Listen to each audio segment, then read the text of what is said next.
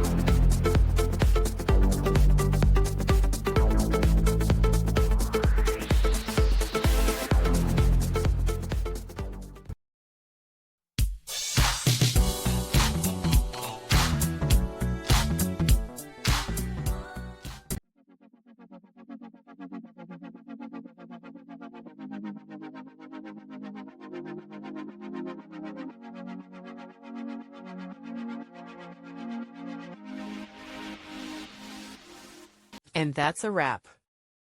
I hope you found the answer you were looking for. If you did, take a second to hit that subscribe button. It really helps out. And let me know in the comments which solution worked best for you. See you next time in the debug zone.